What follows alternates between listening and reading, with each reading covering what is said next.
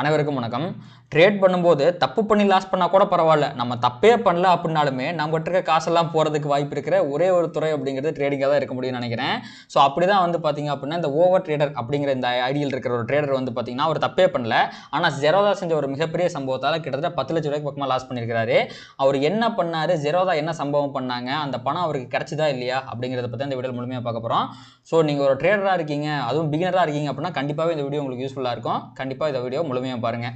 இந்த over trader அப்படிங்கிறவர் வந்து பார்த்தீங்க அப்படின்னா இதை வந்து ஆர்டிக்கல் வந்து முழுமையாக போட்டிருக்காரு. கீழே வந்து ஒவ்வொன்றா எக்ஸ்பிளைன் பண்ணியிருக்காரு. போன வாரம் திங்கக்கிழமை அன்னைக்கு வந்து பார்த்தீங்கன்னா மிட் கேப் நிஃப்டியில் வந்து மார்க்கெட் மேலே போகும் அப்படின்ட்டு வந்து பார்த்தீங்கன்னா ஒரு ஆர்டர் வந்து பிளேஸ் பண்ணியிருக்காரு. எத்தனை மணிக்கு பிளேஸ் பண்ணியிருக்காரு அப்படின்னு பார்த்தீங்கன்னா 9:19க்கு. ஸோ இந்த டைம்லேயே வந்து பார்த்தீங்கன்னா மார்க்கெட் மேலே போக போகுதுன்னு கால் ஆப்ஷனை வந்து வாங்கியிருக்கிறாரு. ஆனால் அவருக்கு வந்து பார்த்தீங்கன்னா ஸ்டேட்டஸ் பாருங்கள், ஓப்பனில் தான் இருக்குது, எக்ஸிக்யூட்டருக்கு போகவே இல்லை. மிட் கேப் நிஃப்டி எல்லாமே பொசிஷன் தான் மிட் கேப் நிஃப்டி தான், ஆனால் ஓப்பனில் இருக்குது, எக்ஸிக்யூட்டருக்கு போகவே இல்லை. ஓகேங்களா? ஆனால் அவர் என்னத்தை நோட்டீஸ் பண்ணுறாரு அப்படின்னா மார்ஜின் மாறுறதை நோட்டீஸ் பண்ணுறாரு. இங்கே பாருங்கள், இந்த இடத்துல பாருங்கள் அவைலபிள் மார்ஜின் வந்து 11, இங்கே டைம் பார்த்துங்க 9:49. ஸோ ஃபஸ்ட்டு வந்து 9:27. இங்கே பாருங்கள் யூஸ்டு மார்ஜின் வந்து 17,58,000 இருக்குது, அவைலபிள் கேஷ் வந்து 2,44,000 இருக்குது. அதே இந்த 9:49க்கு பாருங்கள் யூஸ்டு மார்ஜின் வந்து 8,44,000 இருக்குது, அவைலபிள் கேஷ் வந்து 11:57 இருக்குது. இந்த மாதிரி மார்ஜின் மாறுது, ஆனால் அவரால் வந்து பார்த்தீங்க அப்படின்னா ஆர்டர் ஸ்டேட்டஸ் வந்து ஓப்பன்லேயே தான் இருக்குது. இப்போது ஒன்று ட்ரேட் எக்ஸிக்யூட் ஆனால் அது எக்ஸிக்யூட்டரில் போய் நம்ம காட்டணும், ஓப்பனில் காட்டுது, ஆனால் பணம் மட்டும் போயிருச்சு, அவரால் அதை கேன்சல் பண்ண முடியல. இப்போ ஓப்பனில் இருந்தால் எப்படி உங்களுக்கு ஆர்டரே எக்ஸிக்யூட் ஆகலாம், எப்படி உங்களால் கேன்சல் பண்ண முடியும்? அந்த மாதிரி ஒரு சுச்சுவேஷன் அப்படிங்கிறது அந்த இடத்துல வந்துருச்சு.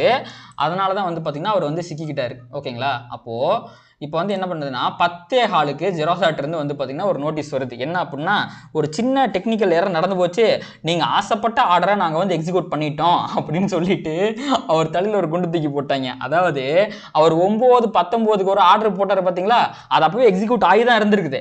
ஆனால் அவன் அந்த எக்ஸிக்யூட்டரில் காட்டாமல் ஓப்பன்லேயே வச்சுட்டு இருந்துட்டு 1 மணி நேரம் கழிச்சு ஐயோ சாரிங்க நாங்கள் தப்பு பண்ணிட்டோம் அப்படின்னு எல்லாத்தையும் எக்ஸிக்யூட்டரில் கொண்டு வந்துட்டான். அப்போ வந்து பார்த்தீங்கன்னா அவர் 60 ரூபாய்க்கு வாங்கின அந்த ப்ரைஸ் வந்து பார்த்தீங்க அப்படின்னா 20 ரூபாய்க்கு பக்கமாக வந்து போச்சு. இங்கே பாருங்கள் இது எல்லாமே வந்து எக்ஸிக்யூட் ஆயிருக்கு. டைம் பாருங்கள் 9:19, 9:23, 9:25 டிஃப்ரெண்ட் டைம் ஃப்ரேமில் எக்ஸிக்யூட் ஆயிடுச்சு அப்படின்னு அவன் சொல்கிறான். எப்போ சொல்கிறான்? 10:15க்கு சொல்கிறான். இதனால் வந்து பார்த்தீங்க அப்படின்னா 10:30க்கு சொல்கிறான். ஸோ இதனால் வந்து பார்த்தீங்க அப்படின்னா அவருக்கு டோட்டல் லாஸ் வந்து 9,23,000 வந்திருக்கு. அதாவது 63 ரூபாய்க்கு அவர் வந்து பிளேஸ் பண்ணுறாரு. ஆனால் அது வந்து அவன் எக்ஸிக்யூட் ஆகி அப்போ ப்ரைஸ் 20 ரூபா இருக்கும்போது நாங்கள் 63க்கு எக்ஸிக்யூட் பண்ணிட்டோமே அப்படின்னு சொல்லி அவன் சொல்கிறான். ஓகேங்களா? இவர் வந்து ஒரு ஸ்கேல்பரு. அவர் இங்கேயே போட்டிருக்காரு பாருங்க, index option buyer /scalper 30 second to 3 minutes scalping on 1 minute time frame, no algo all manual. அப்படின்னா இவர் வந்து ஒரு ஸ்கேல்பரு. அவர் வந்து மேக்ஸிமம் ஹோல்டிங் டைமே 3 நிமிஷம் தான். அப்படிப்பட்ட ஒரு மனுஷனை 1 மணி நேரம் 15 நிமிஷம் காக்க வச்சு மொத்தத்தையும் சம்பவத்தை பண்ணி முடிச்சு விட்டாங்க. அதனால் வந்து பார்த்தீங்க அப்படின்னா அவருக்கு வந்து 9.5 லட்ச ரூபா லாஸாக போச்சு. சாதாரண பணம் கிடையாது. ஏன்னா அவர் கேபிட்டலே பார்க்கும்போது ஒரு 20 லட்சம் தான் இருக்கிற மாதிரி இருக்குது, பாதிக்கு பாதி லாஸ் ஆகி போச்சு. ஓகேங்களா? இதுக்கு இவர் வந்து 2021 ஸ்கேல்பிங் பண்ணிட்டு இருக்காராம. ஒரு 2-3 வருஷம் எக்ஸ்பீரியன்ஸ் இருக்குது. அதுவும் இல்லாமல் ஹியூஜ் மணியை ஹேண்டில் பண்ணுறாரு. 2-3 வருஷம் எக்ஸ்பீரியன்ஸ் இருந்தாலுமே மணி ஹேண்ட்லிங் அப்படிங்கிறது ரொம்ப பெரிய விஷயம் தான். ஹியூஜ் மணி ஹேண்டில் பண்ணியிருக்காரு. அவருக்கு அப்படி ஒரு சம்பவம் நடந்துருச்சு. ஆனாலுமே அவர் வந்து பார்த்தீங்கன்னா ஃபைட் பேக் பண்ணி பல விஷயங்களுக்கு அப்புறமா வந்து பார்த்தீங்கன்னா லல்லா ஒரு நல்ல நியூஸாக என்ன ஆகி போச்சு அப்படின்னா அவங்களுக்கு வந்து 9 லட்ச ரூபா பணத்தை வந்து ஜெரோதா திருப்பி கொடுத்துட்டாங்க. இங்கே பாருங்கள் அவர் வந்து கொரி போட்டிருக்காரு, இந்த டைமில் இப்படியாச்சு, இந்த டைமில் இப்படியாச்சு, கடைசியில் வந்து பார்த்தீங்கன்னா எனக்கு அவ்வளோ பணம் லாஸ் ஆகி போச்சு, ஏதாவது ஹெல்ப் பண்ணுங்க அப்படின்னு சொல்லியிருக்காரு. இதனால் மட்டும் ஜெரோதா வந்து காசு திருப்பி கொடுக்கல, இதுக்கு பல விஷயத்தில் அவர் முயற்சி பண்ணியிருக்காரு. அது எல்லாத்தையும் நம்ம பின்னாடி பார்ப்போம். அவர் இதையும் பண்ணியிருக்காரு. அதன் காரணமாக வந்து பார்த்தீங்கன்னா எனக்கு தெரிஞ்ச அடுத்த நாள் நினைக்கிறேன் ஜூலை 9ஆம் தேதி வந்து பார்த்தீங்க அப்படின்னா உங்களுக்கு வந்து இந்த 9,24,000 லாஸ்ன்னு அவர் ஸ்க்ரீன்ஷாட் போட்டிருந்தாரு. ஆனால் அவர் சொன்னது வந்து பார்த்தீங்கன்னா அரௌண்ட் 9.5 லட்சம் சொல்லியிருக்காரு. ஆனால் அவருக்கு திருப்பி கிடைச்சது வந்து பார்த்தீங்கன்னா 9 லட்சம். இதுவே மிகப்பெரிய வெற்றி தான். ஏன்னா ஜெரோதாவில் மேபி நீங்கள் ட்விட்டர் பக்கம் போனீங்கன்னா உங்களுக்கு தெரியும், ஏகப்பட்ட பேர் கதறுவாங்க, ஐயோ என் காசு போயிடுச்சேன்ட்டு. ஆனால் எதையுமே திருப்பி வாங்கின மாதிரி ஸ்டோரி நான் நிறையா பார்த்ததே கிடையாது. இதுதான் வந்து ரொம்ப நாள் கழித்து நான் வந்து திருப்பி வாங்கின ஸ்டோரி ஒன்று பார்க்குறேன். அதனால தான் இதை போடணும் அப்படின்னு நான் நினச்சேன். ஸோ இவர் திருப்பி வாங்கினதுக்கான காரணங்கள் என்ன அப்படிங்கிறத நம்ம பார்க்கலாம். முதல்ல என்ன ஆயிருக்கு அப்படின்னா அந்த 9:27 வாக்கில் வந்து பார்த்தீங்கன்னா அவருக்கு சம்பவம் ஆயிருக்கு. உடனே வந்து இதை பற்றி அவர் சோஷியல் மீடியாவில் எக்ஸ்பிளைன் பண்ணியிருக்காரு. ஏன்னா அவருக்குன்னு சில ஃபாலோவர்ஸ்லாம் இருந்திருக்கிறாங்க. சப்போஸ் ஃபாலோவர்ஸே இல்லை அப்படின்னாலுமே இதெல்லாம் நீங்கள் வந்து யாராவது ஒருத்தங்களுக்கு உங்களுக்கு தெரிஞ்சவங்க மூலமாக அதை ஷேர் பண்ணும்போது கண்டிப்பாக இது ஸ்ப்ரெட் ஆகிறதுக்கு வாய்ப்பு இருக்குது. ஸோ சோஷியல் மீடியாவோட ஹெல்ப் அவர் நாடி இருக்கிறாரு. அடுத்து வந்து பார்த்தீங்க அப்படின்னா அந்த புரோக்கரில் வந்து பார்த்தீங்க அப்படின்னா டிக்கெட்டை ரைஸ் பண்ணி இந்த மாதிரி எனக்கு வந்து பிரச்சனை ஆயிடுச்சு, எனக்கு ஹெல்ப் பண்ணுங்க அப்படின்ட்டு வந்து பார்த்தீங்கன்னா அந்த மெஃபூஸ் அப்படிங்கிறத வந்து அவர் வந்து கேட்டுக்கிறாரு. அதே மாதிரி இந்த செபியோட ஸ்கோர்ஸ் அப்படிங்கிற ஒரு பிளாட்ஃபார்ம் இருக்கிறத பற்றி நான் பின்னாடி சொல்கிறேன். அதில் போய் வந்து அவர் வந்து கம்ப்ளைண்ட் வந்து ரெஜிஸ்டர் பண்ணியிருக்காரு. இப்போ வந்து சோஷியல் மீடியாட்ட கேட்டிருக்காரு, புரோக்கர் கிட்டே அப்ரோச் பண்ணியிருக்காரு, கவர்மெண்ட் கிட்டே கம்ப்ளைண்ட் பண்ணியிருக்காரு. இந்த 3 மும்முனை தாக்குதலை தாங்க முடியாமல் ஜெரோதாக்காரனே அலறி அடிச்சுட்டு வந்து பார்த்தீங்கன்னா உங்களுக்கு 2:30க்கு ஃபோன் பண்ணி அடுத்த நாளுக்குள்ளே வந்து பார்த்தீங்கன்னா பணத்தையே செட்டில் பண்ணியிருக்கிறான். ஓகேங்களா? ஸோ இதுதான் நடந்த விஷயம். இந்த 9.5 லட்சத்தில் 9 ரூபா வந்து ஒரு வாங்கினது வந்து பார்த்தீங்கன்னா ஒரு உலக சாதனையாக நான் பார்க்குறேன். அது முக்கியமாக ஜெரோதாட்ட இருந்து வாங்கினது. ஏன்னா அவன் வந்து எப்போ பார்த்தாலும் வந்து எங்கள் மேலே தப்பே இல்லைன்ட்டு வந்து ஓடி போயிடுவான். அவன் காசையே திருப்பி கொடுக்க மாட்டான். அவன்கிட்டே வாங்கினது வந்து பெரிய விஷயம் தான். ஓகே, இதுக்கப்புறம் இந்த மாதிரி ஒரு சுச்சுவேஷன் வராமல் இருக்கிறதுக்கு என்ன பண்ணது, வந்தால் நீங்கள் என்ன பண்ணலாம் அப்படிங்கிறத பற்றி வந்து நம்ம பார்த்துடலாம். ஸோ முதல்ல வந்து பார்த்தீங்கன்னா வராமல் இருக்கிறதுக்கு என்ன பண்ணணும் அப்படிங்கிறத பார்க்கலாம். முதல்ல வந்து பார்த்தீங்கன்னா diversification of your money across brokers. என்றைக்குமே நீங்கள் ஹியூஜ் வால்யூமில் ட்ரேட் பண்ணுறீங்க, முக்கியமாக ஆப்ஷன் பையராக இருக்கீங்க, 5 லட்சம் 10 லட்சம் வச்சு ட்ரேட் பண்ணிக்கிட்டு இருக்கீங்க அப்படின்னா ஒரே புரோக்கரை நம்பாதீர்கள். சிவகுமார் ஜெயச்சந்திரன் அப்படின்னு ஒரு மிகப்பெரிய ஸ்கால்பர் இருக்காரு. இவர்கிட்ட தான் நான் இந்த விஷயத்தை கற்றுக்கிட்டேன். அவர் வந்து நான் வந்து ஸ்கால்பிங்லாம் முன்னாடி பண்ணிக்கிட்டு இருந்தேன். அவர் என்ன பண்ணுவார் அப்படின்னா ட்ரேட் ஸ்மார்ட்னு ஒரு அக்கௌண்ட் வச்சிருப்பாரு, அதில் ஒரு 5 லட்சத்தை போட்டிருப்பாரு, ஜெரோதாவில் ஒரு 5 லட்சம் போட்டிருப்பாரு, கோட்டாக்கில் ஒரு 5 லட்சம் போட்டிருப்பாரு, இந்த மாதிரி வந்து எக்ஸ்பிரஸ் ஒன்று இருக்குது, அதில் ஒரு 5 லட்சம் போட்டிருப்பாரு. எல்லாத்தையும் பிரித்து பண்ணிக்கிட்டு இருப்பாரு. ஒரு ட்ரேட் இதில் எடுக்கிறாருன்னா ஒரு ட்ரேட் அதில் எடுப்பார். ஸோ அப்போ தான் நான் இந்த விஷயத்தை புரிஞ்சுக்கிட்டேன். ஸ்டாக் மார்க்கெட்டில் என்றைக்குமே வந்து நமக்கு இந்த ஸ்ட்ராட்டஜி டைவர்சிஃபிகேஷன் அப்படிங்கிறது ரொம்ப முக்கியம். எப்போவுமே நம்ம ஒரே ஸ்ட்ராட்டஜி நம்பிட்டு இருந்தோம் அப்படின்னா எல்லா மார்க்கெட் கண்டிஷன் நம்மளால் ப்ராஃபிட் பண்ண முடியாது. அதே மாதிரி நீங்கள் ஹியூஜ் வால்யூம் போகிறீங்க, உங்கள் பணம் அதிகமாகுது அப்படின்னா ஒரே புரோக்கரை நம்பி இருக்கக்கூடாது. அவன் சம்பவம் பண்ணும்போது இன்னொரு புரோக்கரோட ஹெல்ப் இருந்துச்சு அப்படின்னா மேபி நம்ம வந்து ஒரு கவுண்டர் ட்ரேட் எடுக்கிறது கூட நம்ம வந்து அதை சமாளிச்சுக்க முடியும். இப்போ ஒன்றில் வந்து நீங்கள் கால் ஆப்ஷனை பை பண்ணுறீங்க, புரோக்கர் கிளிச் ஆயிடுது, எதுவுமே ஆகலை அப்படின்னா உங்களுக்கு மார்க்கெட் உங்களுக்கு உங்களோட ஃபேவரட் டைரக்ஷனில் போனால் பிரச்சனை கிடையாது, உங்களுக்கு ப்ராஃபிட் தான் வரப்போகுது. ஆப்போசிட் டைரக்ஷனில் போகும்போது அவங்க பக்கம் ஒன்றுமே இல்லை அப்படின்னா டக்குன்னு வந்து இந்த இன்னொரு புரோக்கர் கிட்ட போயிட்டு நீங்கள் வந்து ஒரு புட் ஆப்ஷனை வாங்கி வச்சிங்க அப்படின்னா ஓரளவுக்கு உங்களுடைய லாஸை கம்மி பண்ணுறதுக்கான சான்சஸ் அப்படிங்கிறது இருக்குது. இது ஒரு சின்ன ஐடியா தான், அப்படி பண்ணுங்கள்லாம் சொல்லலை, ஒரு வாய்ப்பு இருக்குது அப்படிங்கிற மாதிரி தான் நான் சொல்கிறேன். ஓகேங்களா? அதற்கப்புறம் வந்து பார்த்தீங்கன்னா முதல்ல உங்கள் மேலே தப்பு கிடையாது, எக்ஸ்சேஞ்சு மேலே தப்பு கிடையாது. இப்போ NSE BSE சில டைம் கிளிச் ஆகும், அதன் மூலமாக லாஸ் வந்தால் எனக்கு தெரிஞ்சு அது எதுவுமே பண்ண முடியாது, காந்தி கணக்கில் போட வேண்டியதான்.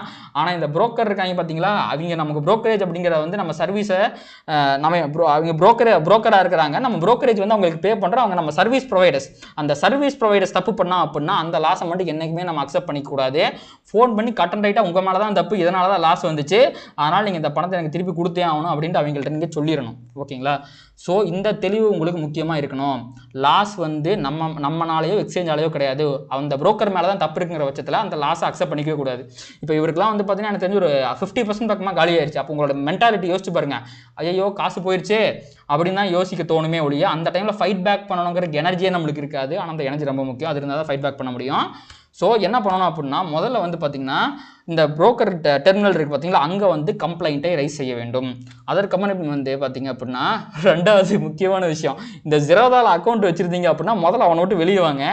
ஏன்னா இப்போ ட்விட்டர் பக்கம் போனீங்க அப்படின்னா புரோக்கர் கிளிச்சால் யாராவது வந்து லாஸ் பண்ணாங்க அப்படின்னா அதில் 100 கம்ப்ளைண்ட் வருதுன்னு வைங்களேன், அதில் 90 to 95 கம்ப்ளைண்ட் வந்து ஜெரோதா மேலே தான் வருது. ஏன்னா இது இந்தியாவின் நம்பர் 1 புரோக்கர் வந்து ஜெரோதா தான். மேபி ஹியூஜ் வால்யூமை ஹேண்டில் பண்ணுறதுனால என்னமோ தெரியல, அவங்களோட இன்ஃப்ராஸ்ட்ரக்சரில் ஏதாவது தொய்வு வந்துச்சு என்னன்னு தெரியல. ஒரு 2021-22 வாக்கெல்லாம் இந்த மாதிரிலாம் ஒன்றும் ஆகலைங்க. கடந்த 2 வருஷமாக அடிக்கடி ட்விட்டரில் மாதம் ஒருக்கா 2 மாதத்துக்கு ஒருக்கா 10 லட்சம் போச்சு, 20 லட்சம் போச்சு, 1 கோடி போச்சு அப்படின்ட்டு ஏகப்பட்ட பேர் வந்து முக்கியமாக ஜெரோதாவை தாக்கி போஸ்ட் போடுறாங்க. அது நடந்துக்கிட்டு தான் இருக்குது. பெரிய பெரிய ட்ரேடர்ஸே ஜெரோதாவை கழுவி ஊற்றிட்டு தான் இருக்கிறாங்க. அதனால் நீங்கள் ஒரு சின்ன ட்ரேடராக இருந்து ஜெரோதா யூஸ் பண்ணுறீங்க அப்படின்னா இவன்ட்டு முதல்ல வெளியே வர்றதுக்கு ட்ரை பண்ணுங்கள். இப்போ ஜெரோதாவில் மட்டும்தான் ப்ராப்ளமா அப்படின்னு கேட்டிங்கன்னா கிடையாது. சரி, நான் வந்து ஏஞ்சல் யூஸ் பண்ணியிருக்கேன், எனக்கு ஏஞ்சல்லே ப்ராப்ளம் வந்திருக்கு. நான் ஃபஸ்ட்டு ஜெரோதா யூஸர் தான், நான் ஃபஸ்ட்டு அக்கௌண்ட் ஓப்பன் பண்ணது ஜெரோதாவில் தான்.